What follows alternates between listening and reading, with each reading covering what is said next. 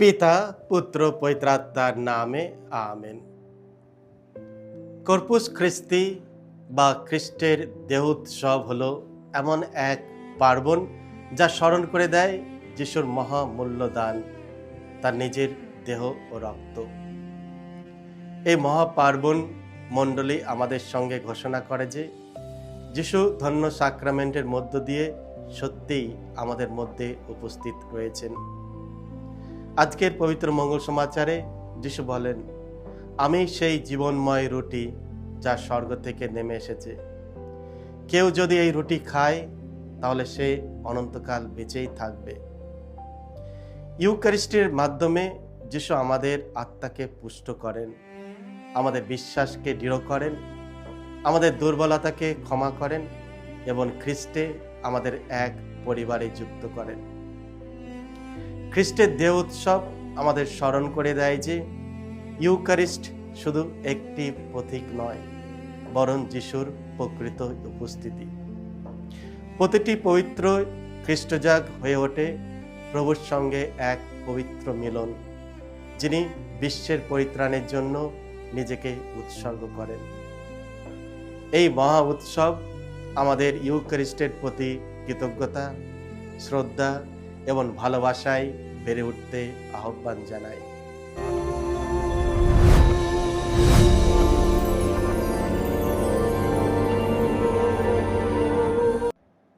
খ্রিস্টে আমার পরম প্রিয়জনেরা, আজ জুন মাসের 7 তারিখ, খ্রিস্টের দেহ উৎসব রবিবার, কর্পুস খ্রিস্তি।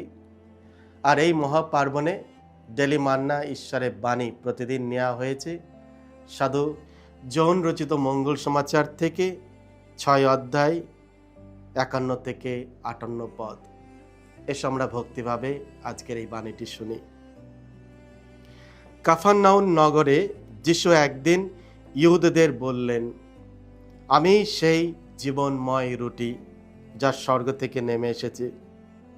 কেউ যদি এই রুটি খায় তাহলে সে অনন্তকাল বেঁচেই থাকবে। আর এই যে রুটি আমি দান করব তা আমার নিজেরই মাংস, তা আমি দান করব যাতে জগতের মানুষ জীবন পেতেই পারে। এতে ইহুদিদের মধ্যে একটা প্রচণ্ড তর্কাতর্কি বেঁধে গেল। তারা বলতে লাগলো, লোকটা কি করে ওর নিজের মাংস আমাদের খেতে দেবে?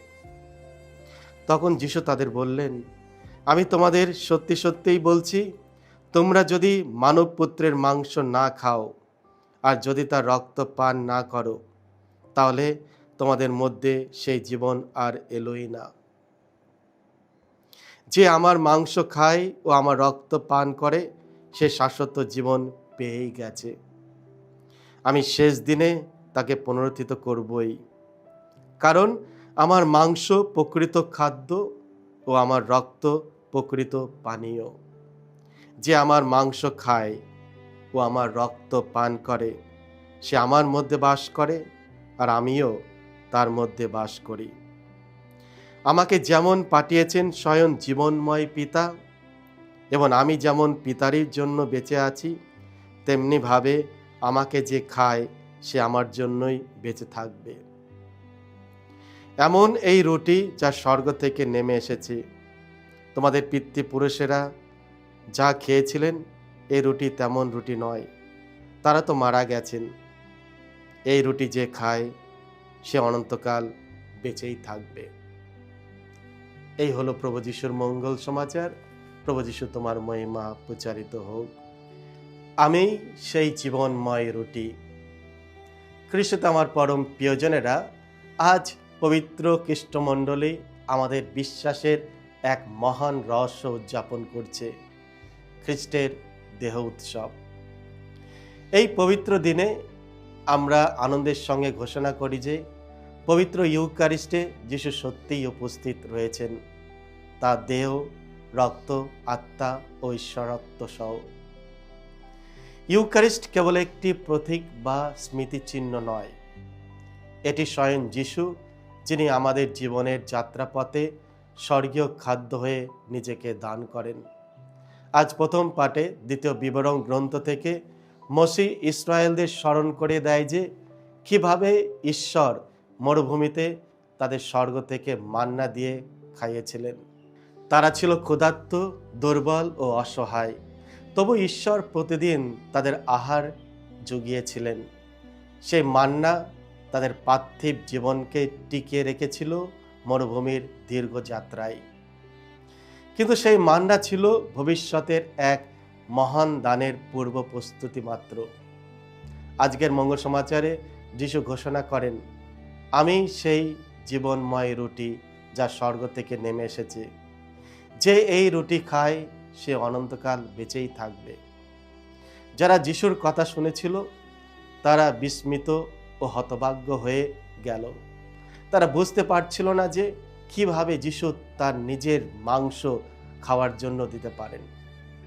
কিন্তু যিশু তার কথাকে নরম করেনি, বরং আরো দৃঢ়ভাবে বললেন, তোমরা যদি মানবপুত্রের মাংস না খাও ও তার রক্ত পান না করো, তবে তোমাদের মধ্যে জীবন থাকতেই পারে না। এই কথাগুলি ইউক্যারিস্টের গভীর রহস্য প্রকাশ করে। যিশু আমাদের কিছু দেন না, তিনি নিজেকেই দেন। অপরিসীম প্রেমে তিনি আমাদের খাদ্য ও পানীয় হয়ে ওঠেন, যাতে আমরা তার সঙ্গে একাত্ম হয়ে থাকতে পারি। এই কারণেই প্রতিটি পবিত্র মিশা হলো প্রেমের এক অলৌকিক ঘটনা। বেদির ওপর সাধারণ রুটি ও দ্রাক্ষারস যিশুর দেহ ও রক্তে পরিণত হয়। আমাদের চোখে যদিও রুটি ও দ্রাক্ষারসই দেখা যায়, কিন্তু বিশ্বাস আমাদের বলে সেখানে সত্যিই যিশু উপস্থিত আছেন। যখন আমরা বিশ্বাস ও শ্রদ্ধার সঙ্গে পবিত্র প্রভুর ভোজ গ্রহণ করি, তখন আমরা জীবন্ত খ্রিস্টকেই আমাদের হৃদয়ে গ্রহণ করি। ইউক্যারিস্ট আমাদের জীবনে কি কাজ করে? প্রথমত, ইউক্যারিস্ট আমাদের আত্মাকে পুষ্ট করে। যেমন খাদ্য আমাদের শরীরের জন্য অপরিহার্য, তেমনি ইউক্যারিস্ট আমাদের আত্মার জীবন ও শক্তির জন্য অপরিহার্য। যদি আমরা দীর্ঘদিন খাদ্য না খাই, তবে আমরা দুর্বল হয়ে পড়ি, এমনকি মৃত্যু হতে পারে। একইভাবে যদি আমরা খ্রিস্টের দেহ রক্ত থেকে দূরে থাকি, তবে আমরাও আর্থিকভাবে দুর্বল হয়ে পড়ি এবং আর্থিক মৃত্যুর ঝুঁকিতে পড়ি। দ্বিতীয়ত, ইউক্যারিস্ট আমাদের এক পরিবারে একত্রিত করে। সাধু পল দ্বিতীয় পাঠে স্মরণ করে দেয়, একই রুটি আছে বলে আমরা অনেক হয়েও আমরা এক দেহ। ইউক্যারিস্ট হলো ঐক্যের সাধন।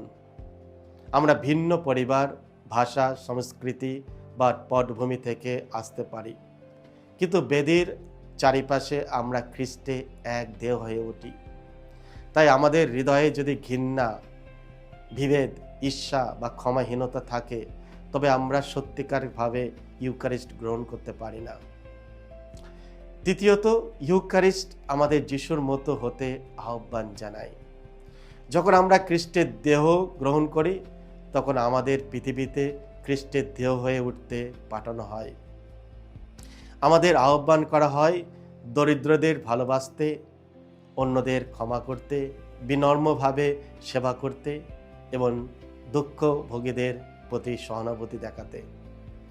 অনেক সাধুসাধ্বীরা ইউক্যারিস্ট থেকে অসাধারণ শক্তি লাভ করত। তারা দীর্ঘ সময় পবিত্র স্যাক্রামেন্টের সামনে সময় কাটাতেন, কারণ তারা জানতেন যিশু সত্যি সেখানে উপস্থিত আছেন। কলকাতার সাধ্বী তেরেজা একবার বলেছিলেন, ইউক্যারিস্ট ছাড়া তিনি একদিনও তার সেবার কাজ চালিয়ে যেতে পারতেন না। ইউক্যারিস্টের জন্য ক্ষুধা। যেমন আমরা স্বাভাবিকভাবে খাদ্যের জন্য ক্ষুধার্ত হই, তেমনি আমাদের ইউক্যারিস্টের জন্য গভীর আকাঙ্ক্ষা গড়ে তুলতে হবে। ইউক্যারিস্ট কোনো সাধারণ নিয়ম বা বাধ্যতামূলক নয়। এটি এক পবিত্র ভোজ, যেখানে খ্রিস্ট নিজেকে সম্পূর্ণরূপে আমাদের দান করেন। আমাদের শুধু গ্রহণ করলেই হবে না, বরং সমস্ত হৃদয় দিয়ে তাকে কামনা করতে হবে। খ্রিস্টে আমার পরম প্রিয়জনেরা, যেমন শরীর খাদ্যের জন্য আকুল হয়, তেমনি আত্মাকেও ইউকারিস্টিক খাদ্যের জন্য আকুল হয়ে উঠতে হবে, যিশুর সঙ্গে একাত্ম হওয়ার গভীর বাসনায়।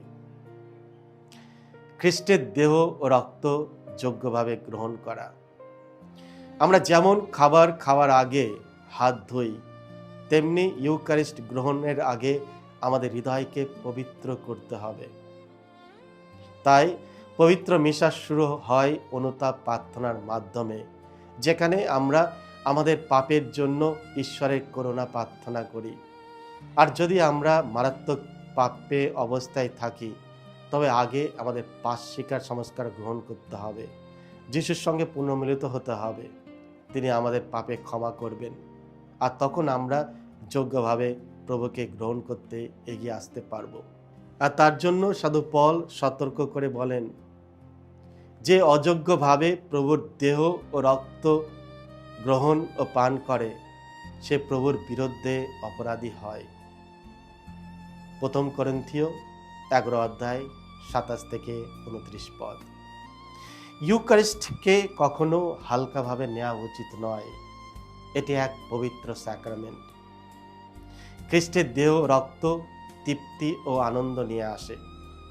একটি ভালো খাবারের পরে আমরা যেমন তৃপ্তি অনুভব করি, তেমনি পবিত্র ভোজের গ্রহণের পর আমাদের হৃদয় কৃতজ্ঞতা, আনন্দ ও শান্তিতে ভরে উঠতে পারে, কারণ তখন স্বয়ং ঈশ্বর আমাদের হৃদয়ে বাস করেন। আমরা হয়ে উঠি জীবন্ত টাবারনাকেল। কি আশীর্বাদময় অনুভূতি! স্বর্গের ঈশ্বর আমাদের ক্ষুদ্র হৃদয়ে বাস করেন। ইউকারিস্টিক পুষ্টি। শেষে যেমন খাদ্য হজম হয়ে শরীরকে শক্তি দেয়, তেমনি খ্রিস্টের দেহ রক্ত আমাদের অন্তরে কাজ করে, আমাদের রূপান্তরিত করে, কৃপার দ্বারা শক্তিশালী করে এবং ধীরে ধীরে খ্রিস্টের মতো করে তোলে। এক পবিত্র মিলন ঘটে। প্রভু যীশু আজকে আমাদের স্মরণ করে দেয় যে আমার মাংস খায় এবং আমার রক্ত পান করে, সে আমার মধ্যে বাস করে আর আমিও তার মধ্যে থাকি। এই মিলন আমাদের সঙ্গে তার সম্পর্ককে দৃঢ় করে, এটি আমাদের পবিত্র করে এবং খ্রিস্টের মতো জীবনযাপন করতে আমাদের সকলকে আহ্বান করে। খ্রিস্ট আমার পরম প্রিয়জনেরা, আজ যিশু আমাদের আমন্ত্রণ জানাচ্ছেন, আমার কাছে এসো, আমাকে গ্রহণ করো, আমার মধ্যে স্থায়ী হও। আসুন আমরা কখনো ইউকারিস্টিকে সাধারণ বিষয় বলে মনে না করি। বিশ্বাস, শ্রদ্ধা ও পবিত্র হৃদয় নিয়ে আমরা পবিত্র ভোজে অংশগ্রহণ করি এবং তাকে গ্রহণ করার প্রয়াসী হই।